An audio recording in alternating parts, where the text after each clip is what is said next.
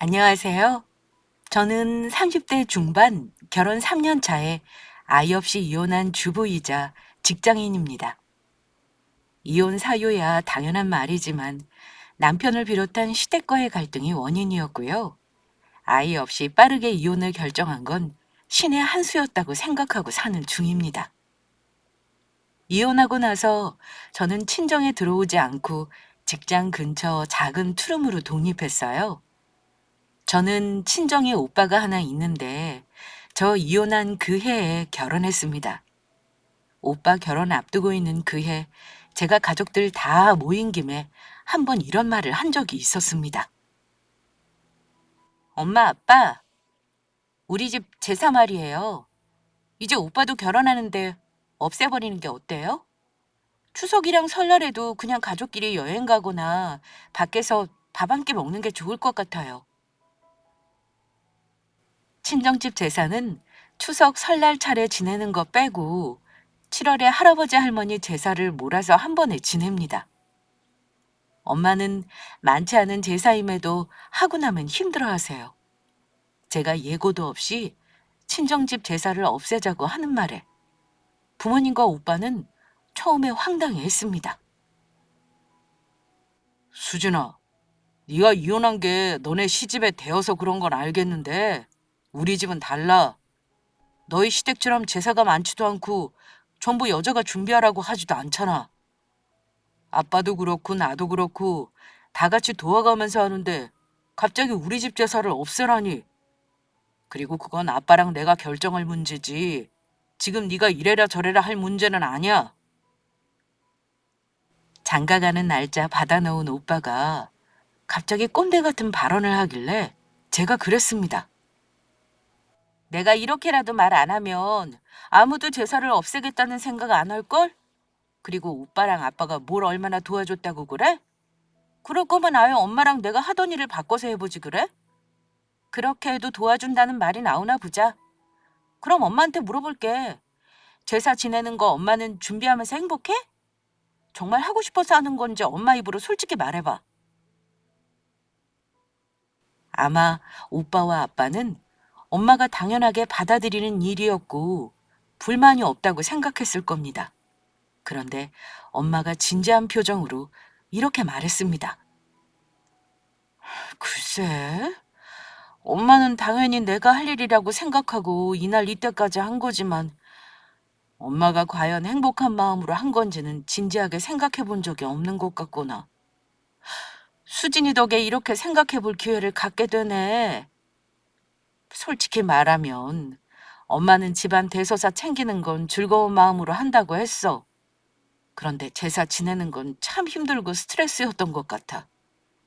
명절 연휴에 제사 끝내고 나서 아파서 들어누운 적도 많고, 제사 안 지내는 다른 집들은 명절을 고스란히 즐기는 거 보고 부럽더라. 솔직히 말해 엄마는 명절이 즐거웠던 적이 없어. 엄마가 하는 말을 듣고 오빠와 아빠는 갑자기 말이 없어졌습니다. 거 봐. 오빠랑 아빠는 몰랐지? 나도 시집 가서 겪어보고 엄마 마음 겨우 생각해보게 된 거야. 오빠, 어떡할래? 우리 집 제사 많지 않은 거 나도 알아. 그렇지만 1년에 몇 번 안 되는 즐거워야 할 명절을 오빠 결혼할 여자가 지옥으로 느끼게 하고 싶어? 잘 생각해봐. 굳이 제사 안 지내도 뭐라 할 사람 없고 그 시간에 가족들끼리 정말 즐겁게 모이는 게 행복한 거야. 그래도 참 다행인 건 우리 친정 분위기는 서로의 의사를 잘 존중해주고 들어주는 분위기였다는 겁니다. 제가 몸담고 있었던 가부장적인 시댁과는 가풍이 달랐어요. 부모님은 진지하게 저의 제안을 고민하시더니만 오빠 결혼 전에 집안 제사를 안 지내기로 결정했습니다. 명절 차례는 엄마가 다니는 절에 맡겨서 제를 올리기로 했다고 하시더라고요. 그것만 해도 어디냐 싶었어요. 엄마는 제사 안 지내면 무슨 큰일 나는 거 아닌가 걱정을 하기도 했는데 지금은 명절 때 아빠랑 골프도 치러 다니시고 그전보다 훨씬 행복하게 지냅니다. 명절을 정말 고스란히 행복한 시간으로 쓰고 계세요. 제가 이혼하고 나서야 친정 엄마의 속내를 헤아려 볼 수 있었다는 게 죄송스러울 정도였습니다. 이런 친정과 달리 저는 결혼 첫 해부터 친정과는 너무나 다른 시댁의 가부장적 분위기에 적응을 못했습니다. 가부장적인 가풍도 그렇지만 시댁은 굉장히 검소한 집안이에요. 좋게 포장해서 검소한 거지 못 사는 것도 아닌데 모든 걸 아끼고 낭비하면 큰일이 나는 줄 알죠. 솔직히 말해 어쩔 때는 궁색해 보일 정도로 시부와 시모 둘 다 수전노입니다. 그런 집안에서 딱 하나 돈을 아끼지 않는 게 있다면 그게 자기 집안 조상들에게 제사상 차려줄 때뿐입니다. 게다가 시어머니는 평생 전업주부로 지내온 분이시고 자식들 잘 키워낸 것이 집안 조상을 잘 모신 결과라 생각하고 온 정성을 다하시는 분입니다. 우리 집 자식들 다 잘 된 건 내가 조상을 잘 모셔서 그리 된 거야. 너도 우리 식구 됐으면 우리 집 귀신이 될 사람이잖니? 이제부터는 나한테 잘 배우도록 해. 네 형님은 의사니 워낙 바빠서 내가 못 가르친 게 참 많단다. 그래도 너는 네 형님보다는 한가한 사람 아니냐. 그러니 앞으로 네가 이 집 큰 며느리다 생각하고 마음을 비우렴. 저는 아직 잘하는 게 없는데 어머니랑 형님한테 잘 배워볼게요. 네 형님한테는 배울 게 없지. 일만 하는 사람이 집안일을 뭘 하겠니. 나는 네 형님한테는 집안 대소사 챙기게 하는 거 진작에 포기했어. 사람 살리는 일 하는데 그것만 해도 대단한 거 아니겠니? 그러니 네가 형님 잘 따르고 집안일을 잘 챙기도록 해. 어머니가 이런 말씀 하실 때까지만 해도 뭘 얼마나 배우라고 저러시는 건가 했어요. 그런데 결혼하고 나서 맞은 첫 제사 때 살짝 놀랐습니다. 죽은 조상을 위해 산 사람의 노력을 갈아 넣는다고 할까요? 명절 빼고도 1년에 제사가 4번인 집안인데 말이 4번이지 솔직히 2달에 한 번꼴로 제사를 지낸다고 봐야 합니다. 4번이라고 하면 별거 아닌데 하실 수 있는데요. 제사 지내는 음식 가짓수가 그야말로 일주일 전부터 준비를 해야 하는 규모예요. 그러니까 어머니는 평생을 한 달에 한 번꼴로 제사 지내는 준비를 하면서 사신 거죠. 게다가 시댁은 우리 친정처럼 작은 일이라도 남자들이 거드는 거 절대 없는 분위기였습니다. 모든 게 오롯이 여자들의 몫이었어요. 저는 결혼할 때만 해도 친정집에서도 명절에 제사를 지내기도 하고 엄마 일을 명절 때마다 돕기도 했기 때문에 중요한 문제라고 생각은 안 했어요. 결혼 전까지는 제사가 악습이라고 생각하지 않다가 결혼하고 나서야 제사는 악습이라고 생각을 고쳐먹게 되었습니다. 저 결혼하고 얼마 안 됐을 무렵에 시가 가족들이 모인 적이 있었는데 형님이 먼저 저에게 이런 말을 하신 적이 있었습니다. 동서, 우리 집안 분위기 아직 잘 모르지? 살다 보면 차차 알게 되겠지만 사실 어머니가 이 집에서 하시는 게 참 많아. 큰 집인데다가 며느리들이 할 일이 무지 많은 집이지. 근데 내가 큰며느리 역할 한다는 게 참 쉽지가 않네. 동서 알다시피 내가 많이 바쁜 사람이잖아. 예전에는 어머니 혼자 어떻게 다 하셨는지 몰라. 내가 도와준다고 했는데도 진짜 너무 힘들더라. 이제는 동서가 들어왔으니까 일할 사람 많아 좋네. 안 그래도 어머니가 얘기하시던데요. 일이 많은 집이라고요. 저더러 잘 배우더라고 하시는데 저도 못하는 게 많아서 걱정이네요. 암튼 형님 도와가면서 저도 잘할게요. 그래, 동서는 나보다는 시간이 많은 사람이니 어쩐지 내가 더 도움을 많이 받을 것 같다. 근데 의욕의 차이는 저와는 달리 형님 표정은 어쩐지 시큰둥했습니다. 뭐 잘할 테면 어디 한번 해봐라 이런 표정이었달까요? 일단 우리 시댁은 겉으로 보기에는 멀쩡한 집안입니다. 장남인 시아주버님은 대학 교수이고 형님은 대학병원 의사예요. 차남인 우리 남편은 형만큼은 아니었지만 나름 좋은 대학 나와 말만 하면 다 아는 좋은 회사 다닙니다. 친정집에서도 저 시집 보낼 때 별 걱정을 안 하셨어요. 딱히 속 썩일 만한 시가 식구들이 없다고 생각하셨고 이만하면 좋은 집안이다 하고 생각하셨던 게 사실입니다. 하지만 사람은 직접 겪어봐야 아는 법이죠. 이 집에 시집 와서 가족 구성원으로 지내다 보니 겉으로만 보이는 게 다가 아니라는 걸 알겠더라고요. 처음에는 시댁에 행사가 있을 때 형님이랑 같이 했습니다. 제사 말고도 이 집안은 가족들 모이는 무슨 말도 안 되는 이유를 갖다 붙여가며 자주 모이는 집이었습니다. 어머니는 가족들에게 음식 만들어 먹이는 거에 무슨 사명감을 가지고 있는 것처럼 보였습니다. 다른 건 돈을 그렇게나 아끼시는 분이 가족들 모임이나 제사 때는 최고급 재료만 고집하세요.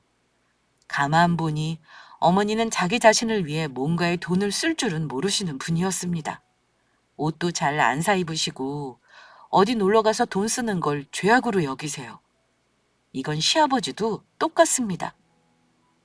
그런 분이 저 시집 오고 나서 새 식구 들어왔다며 제기랑 제사상을 풀세트로 구입하시더라고요.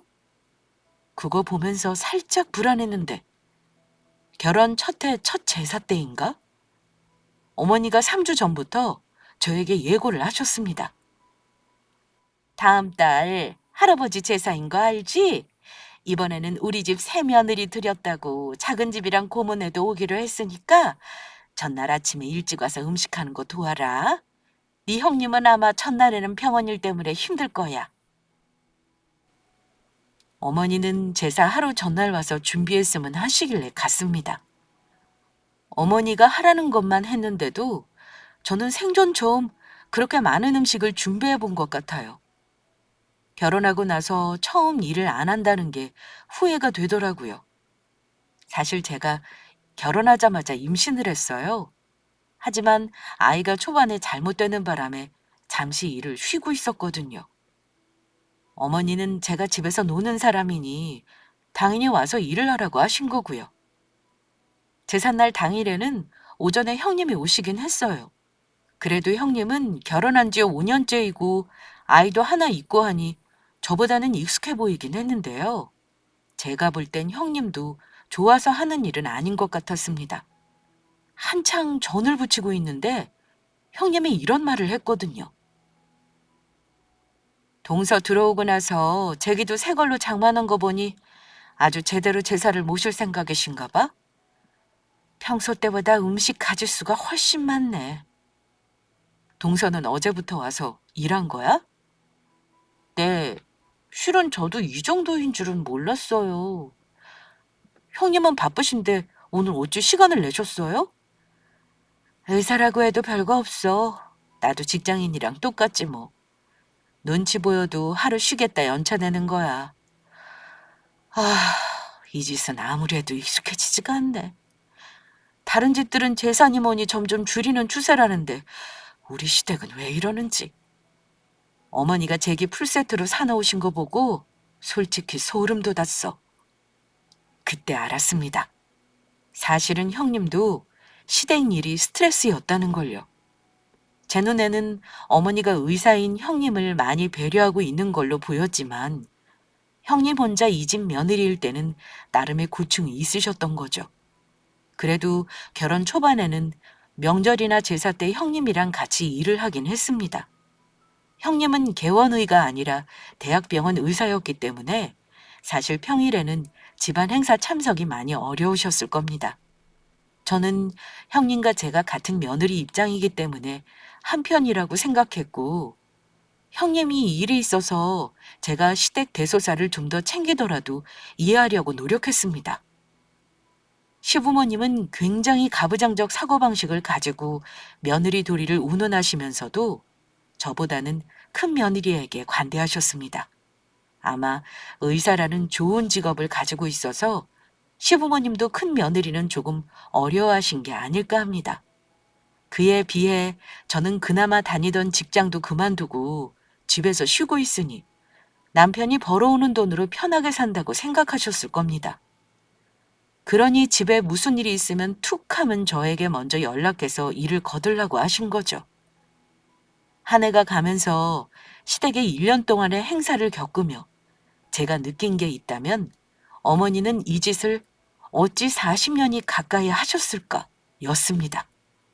그리고 또 한 가지 느낀 건 어머니는 사명감을 가지고 일을 하시면서도 늘 표정은 밝지 않다는 겁니다.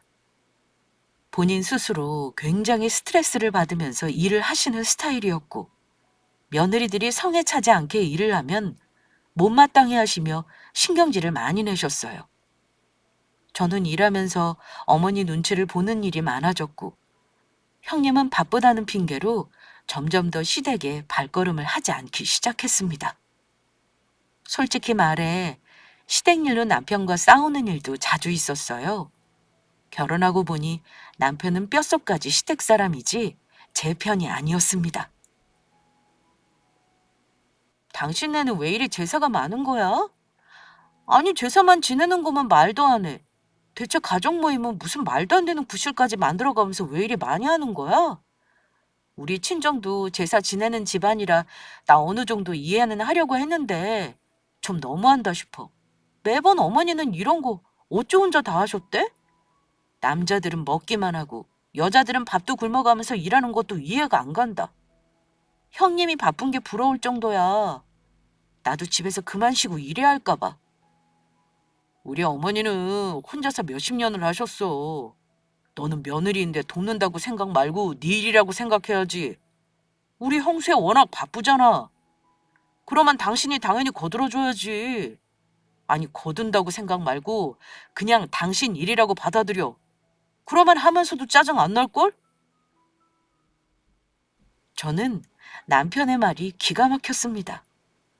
내 일이라고 생각하라니요.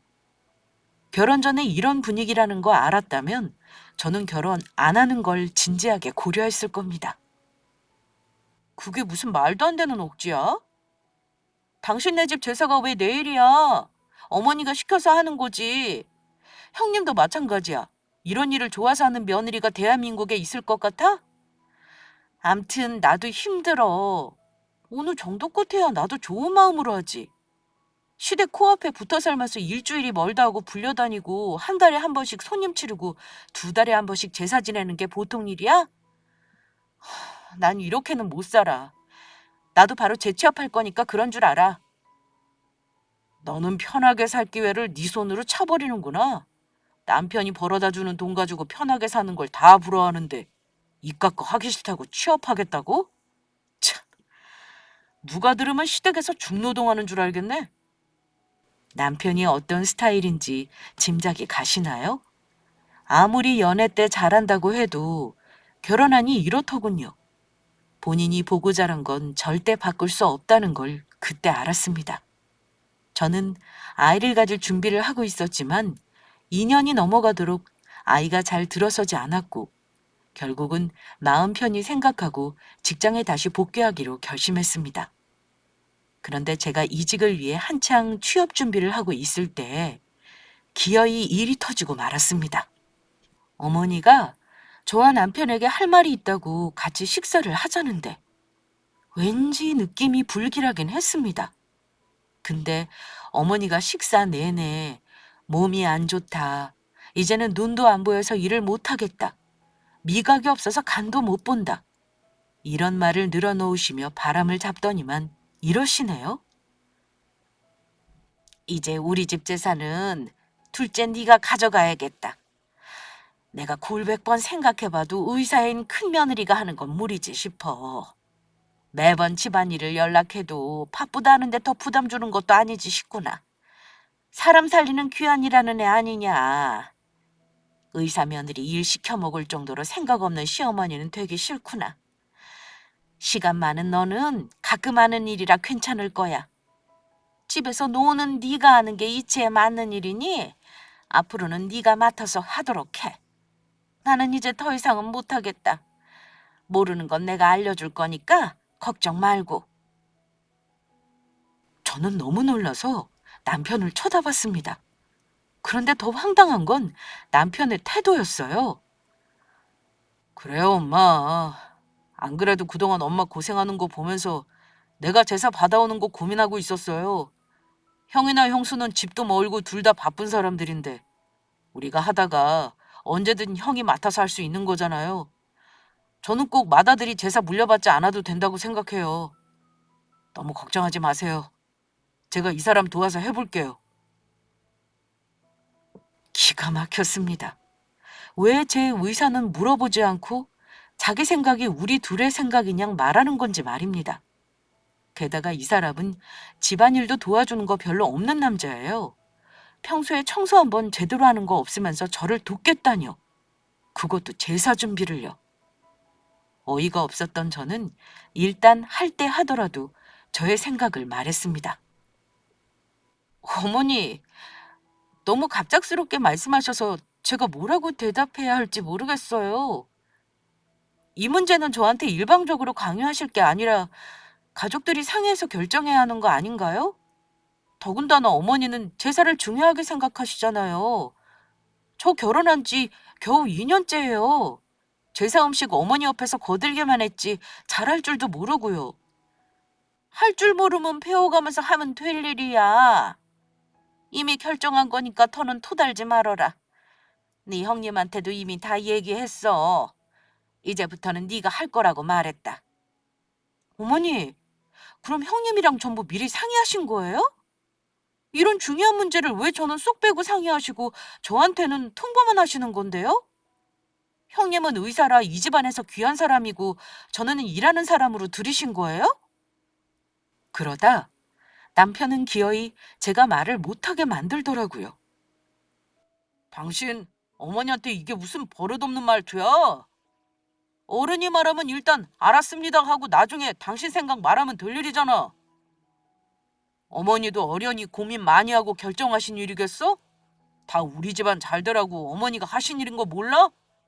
당신이 물려받아 사는 감사하게 생각할 일인 거야.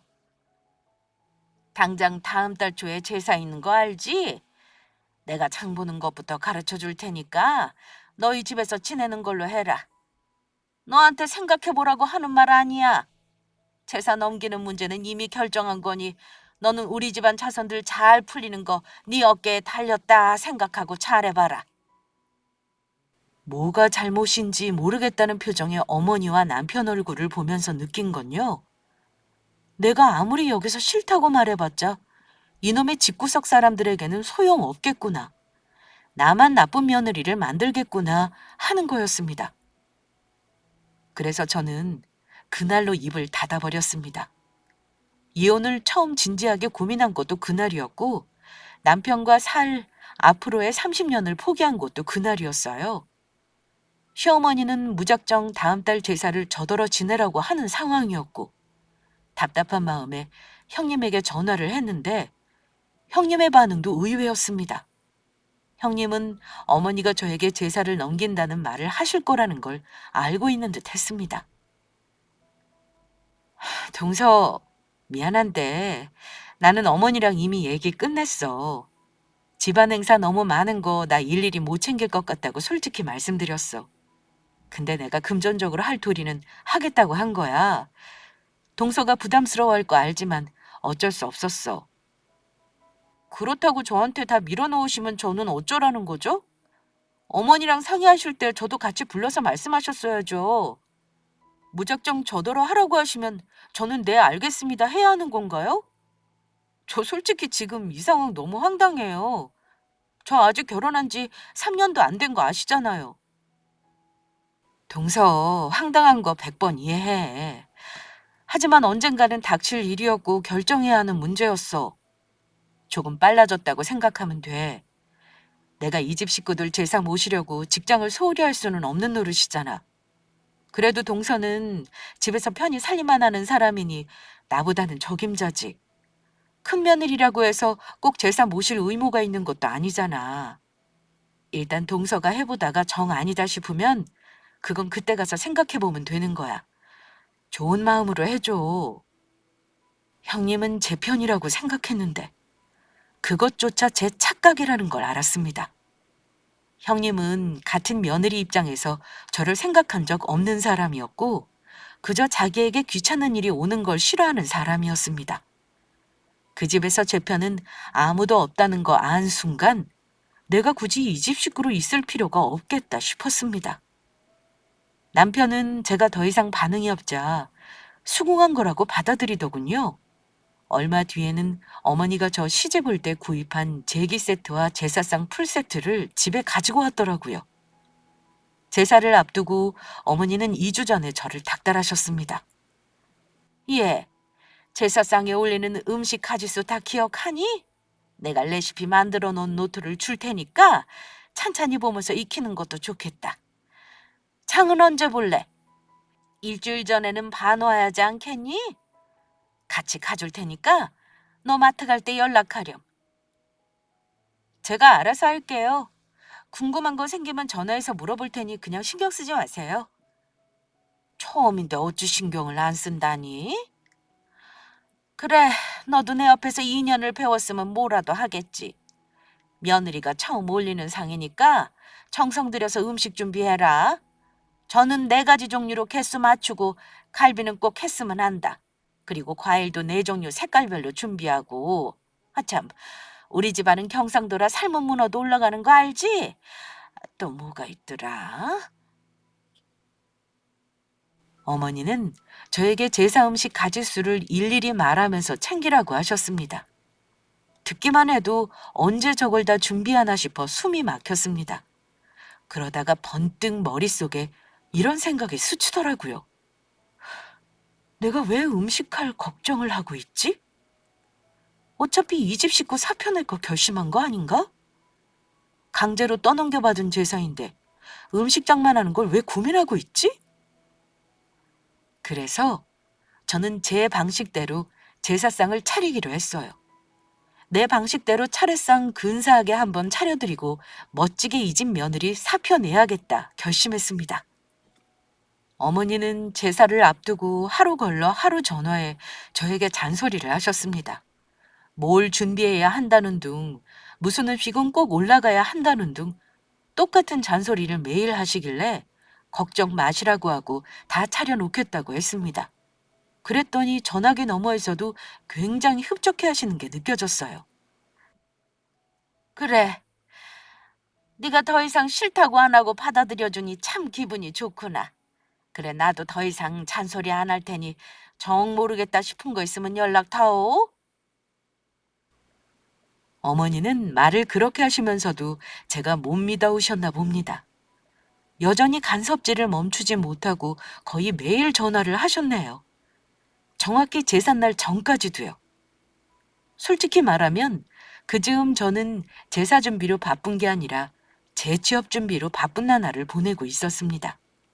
남편은 제가 재취업 준비한다는 걸 못마땅해 했기 때문에 따로 말은 하지 않았습니다. 어차피 남편과 갈라서게 되면 일은 해야 하는 거니까요. 그리고 지인을 통해 변호사 사무실 소개를 받아 상담도 다녀도 왔어요. 저 같은 경우에도 이혼 소송이 가능한 건지 알아봤습니다. 저는 이제껏 바람이나 도박, 폭력만 이혼 소송의 사유가 되는 줄 알았습니다만 변호사 말로는 요즘 저 같은 이유로 이혼하겠다고 오는 분들이 꽤나 있다고 하는 겁니다. 배우자 외 그 식구들에게 제사를 강요받는 것도 이혼 사유가 된다는 새로운 사실을 알았네요. 다만 제가 부당한 대우를 받았다는 증거는 필요하다고 하길래 그동안 어머니가 저에게 보낸 문자, 남편과 말다툼하던 녹취록, 형님이 저에게 보낸 문자 등등을 전부 정리해 놓았습니다. 남편은 제사를 가져오면 저를 돕겠다는 말을 한 사람이지만 역시나 전혀 도와주는 건 없었어요. 그럴 사람이면 평소에도 집안일을 같이 했겠죠. 기대도 하지 않았기에 놀랍지도 않았네요. 남편은 제삿날이 다가오면서 의아하다는 듯 묻더라고요. 당신 제사 준비할 거 마트 가서 장은 본 거야? 우리 엄마는 일주일 전부터 준비하시던데 당신은 아무것도 안 하고 있는 것 같아서 말이야. 제대로 준비하고 있는 거 맞지? 제가 너무 태평해 보여서 제대로 준비하는 게 맞는 거냐 묻더라고요. 제삿날 오전에도 음식 준비를 안 하는 거 보고 불안했나 봅니다. 걱정 마. 내가 다 알아서 할 테니까. 당신은 이따 퇴근하고 어머니랑 아버님 모시고 오면 돼. 일찍 올 필요 없고 시간 맞춰서 와. 어머니가 말한 가짓수 최대한 지켜서 상 한가득 차려놓을게. 남편은 여전히 미심쩍다는 듯. 근데 이렇게 태평하게 있어도 되는 거야? 오늘은 형수랑 형님도 늦게라도 꼭 오신다고 했어. 당신 차질 없이 준비해. 알겠지? 이렇게 당부했습니다. 어찌나 얄미운지. 겉으로는 알았다 대답은 했지만 속으로는 이를 갈았습니다. 그래, 오늘 네 조상님들한테 한번 제대로 음식 대접해 드릴 테니 어디 한번 두고 봐라. 어머니는 아니나 다를까 이른 아침부터 전화해서 아침에 미리 와서 제가 잘하는지 보시겠다는 거 제가 간신히 뜯어말렸습니다. 저는 자리를 박차고 일어나 제사상을 꺼내 정돈하고 어머니가 원한 가짓수대로 제기를 꺼냈습니다. 그리고 어머니의 제사 음식 레시피 노트를 꺼내어 음식 준비를 시작했습니다. 빨리 끝내자는 생각으로 오전부터 시작한 일은 생각보다 수월하게 끝났습니다. 저는 준비한 음식을 모두를 제기 위에 깔끔하게 올려놓고 외출 준비를 했어요. 원래 제삿날에는 어머니가 화장도 진하게 못하게 하고 옷 색깔이랑 양말 색깔도 정해주시지만 저는 결혼 전 출근하던 때 입던 불편한 원피스를 꺼내 입었습니다. 그리고 볼일을 보기 위해 외출을 했습니다. 그날 오후에 변호사 사무실에 추가로 가져다 줄 서류가 있었거든요. 변호사 사무실에 들러 이혼소장 제출 일을 상의하고 나서 저는 미루고 미루던 일을 했습니다. 바로 부동산에 들린 건데요. 제 명의로 된 전셋집이라서 내놓으려고 갔어요. 언제 빠질지는 모르지만 최대한 빨리 빼달라고 했습니다. 저야 이혼 소송하면서 남편과 한 집에 있을 생각은 없었고 친정에 가 있으면 되니까요. 남편과 같이 살던 신혼집은 제가 결혼 전에 거주하고 있던 전셋집이었고 집을 사서 나갈 때 빼기로 한 거라 남편 돈이 하나도 들어가지 않은 집이었으니 남편 동의는 필요 없었습니다. 제가 이렇게 이혼 준비를 차근차근 하는 동안 남편은 의기양양해서는 제가 이 집 며느리로 해야 할 일들을 매일 읊어댔었죠. 남편이 그럴수록 저의 이혼 생각은 점점 더 확고해졌고요. 그날 모든 볼일을 마치고 집에 들어가려는데 시간이 벌써 6시가 넘었더군요. 남편에게 마침 전화가 왔는데 가족들 데리고 집으로 가는 중이라고 하더라고요. 저도 서둘러 집에 들어가 나머지 준비를 마쳤습니다. 제가 귀가하고 나서 얼마 후 요란하게 식구들이 등장하는 소리가 나더라고요. 어머니는 집에 들어서면서부터 이러셨습니다. 아니, 제사 지내는 집에서 어찌 음식 냄새가 하나도 안 난다니? 그러자 남편과 시부가 하는 말이 들리더라고요. 어허이, 며느님이 알아서 어련히 잘 해놨겠지. 어디 오늘 우리 둘째 며느리 솜씨 좀 볼까? 그래요, 엄마. 오늘 아침에 집사람이 일찍 일어나서 준비하더라고요. 얼른 들어가시자고요. 아니, 근데 얘는 시부모가 왔는데 어찌 나와보지를 않아? 예, 우리 왔다. 너 준비 잘하고 있는 거냐? 이러면서 들어오시더군요. 저는 휘적휘적 현관으로 걸어나가 오셨냐며 인사를 했습니다. 저는 거실에 상을 차려놨는데요. 우리 집은 현관에서 좁은 복도를 지나야 거실이 보이는 구조예요. 저는 어머니가 묻는 말에 대답도 하지 않았습니다. 준비 잘했냐고 묻는데 왜 대답이 없는 거냐? 어디 보자. 음식은 얼마나 잘했는지 볼까? 제 나름 정성껏 준비했는데 어머니 성에 차실지는 모르겠어요. 준비는 다 해놨으니 술 올리고 절만 하면 돼요. 그런데 시부모님과 남편은 거실에 차려진 제사상을 보더니만 다들 한동안 말이 없었습니다. 약속이라도 한 듯 다들 아무 말이 없었고 얼마간의 정적에 흐르더군요. 잠시 후 그 정적을 깬 건 어머니였습니다. 아니, 저게 뭐니? 얘, 너 지금 무슨 짓을 해놓은 거야? 어? 저게 대체 무슨 꼴이야? 너 설마 지금 시어른들 앞에 놓고 놀려먹는 거냐? 내가 살다 살다 이런 꼴은 처음 본다. 응? 시어머니는 기가 막혀하며 저에게 물었습니다. 남편은 어이없어하며 화를 냈어요. 당신 저거 뭐야? 미치겠다 진짜. 당신 지금 저걸 제사상이라고 차려놨어? 정신이 있는 거야 없는 거야? 내가 아침에 물어봤지? 잘 준비한다는 게 고작 저거냐? 우리 부모님 엿먹이려고 아주 작정을 했구나. 예상했던 반응이었고 저는 담담하게 말했습니다. 왜? 어머니가 원하시는 거 다 차려놨잖아. 안 보여? 저기는 갈비, 잡채, 그리고 전 4가지 종류랑 과일도 제일 좋아 보이는 거. 뭐가 문제야? 음식의 절 하나, 사진의 절 하나. 어차피 매한가지 아닌가? 때깔 좋은 사진으로 골라서 코팅까지 했는데 정성을 무시하는 거야? 기왕 차려놓은 거니까 절은 해야지. 제 말을 듣더니만 어머니는 뒷목까지 부여잡으며 아이고, 너를 믿은 내가 등신이지. 우리 조상님들 노여하시겠다. 이게 다 뭐야? 당장 치워라. 어디 할 짓이 없어서 시부모를 농락해? 세상에, 음식 사진을 제기에 올려놓다니 이게 무슨 꼴이야? 대한민국에 너 같은 며느리는 없어. 시어머니는 노발대발 하시더니만 제기 위에 올려놓은 사진을 걷어 제 앞에 던지셨습니다. 저는 이제 때가 왔다 싶어 참았던 말을 쏟아냈습니다. 어머니, 어머니는 몸 버려가면서 제사상 차리면서 행복하셨어요? 전혀 아니잖아요. 상 차릴 때마다 예민해져서는 며느리들 쥐잡듯이 잡고 혼자 부득부득 하신 이유가 뭐예요? 조상 덕에 자식들 잘 된 거라고요? 근데 잘된 자식이 어머니 말 안 따르고 제사도 안 모시려고 하잖아요. 어머니 아들도 안 하는데 며느리인 제가 왜 이 짓을 해야 하는지 모르겠어요.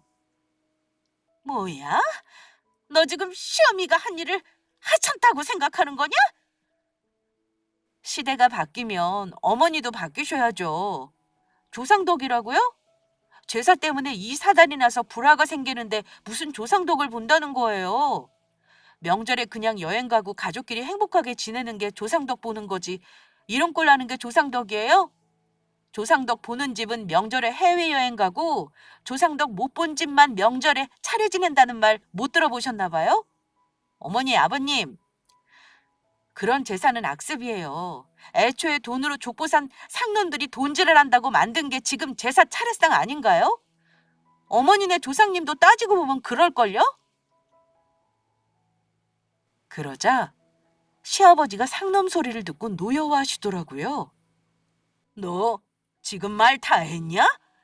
상놈이라니! 우리 집안을 무시하는 게 아니면 이런 짓은 못하지.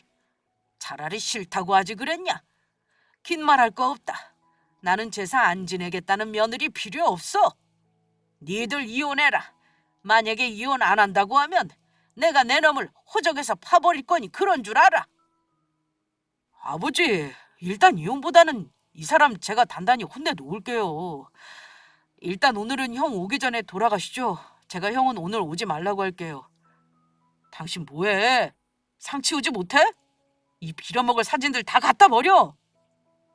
남편은 이혼 소리를 듣고 살짝 당황한 듯 했습니다. 하지만 저는 놀랄 것도 없었어요. 이미 차근차근 준비를 해오고 있던 마당에 아버지가 이혼이라니 세상 반가웠습니다. 걱정 마세요, 아버지. 저도 이 집 며느리 할 생각 없거든요. 저 이 집 이미 내놨고요.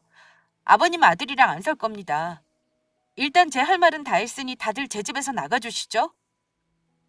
뭐야? 이혼? 당신 진짜 미쳤어? 당신 이렇게 치밀하고 무서운 사람이야? 대체 언제부터 이런 계획을 한 거야? 지난번에 제사 가져가라는 거 앙심 품고 이런 일 벌였나 본데 나는 절대 이혼해줄 생각 없어. 하기 싫으면 다른 방법을 찾으면 될 일이잖아. 당신은 나뿐만 아니라 우리 부모님도 우습게 알고 이런 짓을 벌인 거야. 당신이랑 당신 부모님이야말로 나를 우습게 한 거지. 나는 분명 싫다고 했고 내 의견 말했어.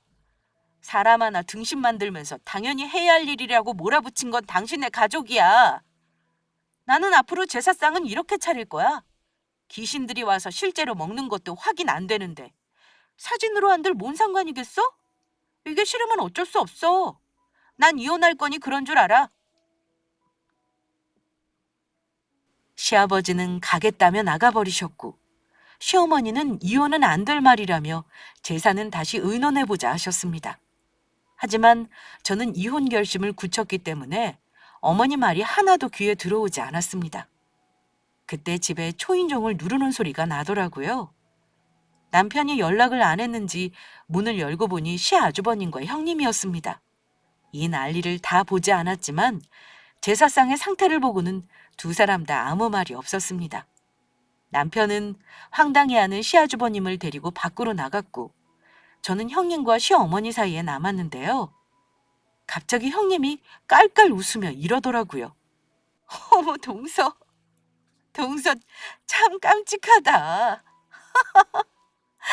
나는 이런 생각 하려도 못할 것 같은데 참 대단하네. 나보다 낫네. 나보다 나아. 그러자 어머니는 웃고 있는 형님에게 역정을 내셨습니다. 이게 다 큰애 네가 본보기를 못 보이니 일어난 일이야. 의사 며느리라고 어렵고 귀하게 여겼더니만 아무것도 안 하려고 들고 네가 못하니 둘째도 보고 배운 것이지. 어쩔 거냐. 이제는 큰애 네가 하는 거 고민해봐라. 시어머니는 끝까지 포기를 못하고 이제는 형님에게 저런 소리를 하더라고요. 하지만 우리 형님은 제 편도 아니고 어머니 편은 더더욱 아니고 만만한 분도 아니었습니다. 어머니, 어지간히 하세요. 지금 그런 소리 할 때가 아니잖아요? 이놈의 제사 때문에 아들 둘 이혼시키고 싶지 않으면 제발 정신 차리셔야겠네요. 아무튼 저는 그냥 오늘 가보렵니다. 동서는 알아서 하고 싶은 대로 처신해. 나는 상관 안 할게. 형님은 그대로 자리를 떠나버렸습니다. 어머니는 저에게 잔소리를 한참 하셨지만 이혼할 거라고 결심하고 들으니 들을만 하더라고요. 얼마 후 남편이 들어와 시모를 모시고 나갔고 저는 그날 남편과 밤새도록 말다툼하며 싸웠습니다. 그리고 내린 결론은 남편은 이혼을 못하겠다는 거였어요. 그래서 저는 결국 이혼 소송을 할 수밖에 없었습니다. 한 집에 살며 얼굴 보고 소송할 수는 없는 노릇이라 남편에게 나가달라고 했습니다. 하지만 남편이 순순히 절대로 나갈 사람이 아니었어요. 저는 그러거나 말거나 집 나가고 나서 계약서 보여주고 이사 날짜 알려줬습니다. 그랬더니만 짐 싸서 나가더라고요. 아이도 없고 잃을 게 없는 저는 이혼이 하나도 무섭지 않았고 결국 우리 부부는 소송 이혼으로 짧은 결혼 생활을 종지부를 찍었습니다. 이후 2년이 넘는 시간이 흐른 지금 저는 예전보다 좋은 조건의 직장에 다니며 혼자 싱글의 삶을 즐기고 있습니다. 이혼한 거요? 남들은 이혼하고 힘들다는데 저는 좋기만 합니다. 명절에 시댁에 안 가는 게 너무 좋아서 혼자 웃기까지 했어요. 제사니 뭐니 죽은 사람들 상 차려주고 음식에 절하는 거 안 해서 너무 좋았습니다. 나중에 들으니 형님도 결국 애 데리고 이혼했다고 하는데 왜 이혼했는지 뻔히 예상이 되더군요. 그 집안에서 먼저 탈출한 제가 의사인 형님보다 더 똑똑했다고 생각하고 있습니다. 저는 이렇게 생각해요.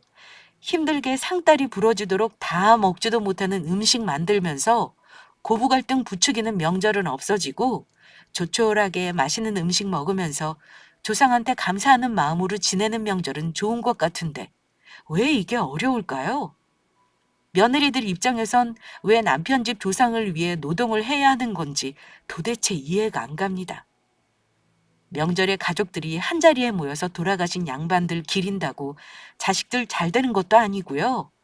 물가 비싼 그 명절에 모여서 다들 고생하고 스트레스 받고 예민해져서 싸우고 돈 날리고 이게 악습 아니면 대체 뭐가 악습일까요?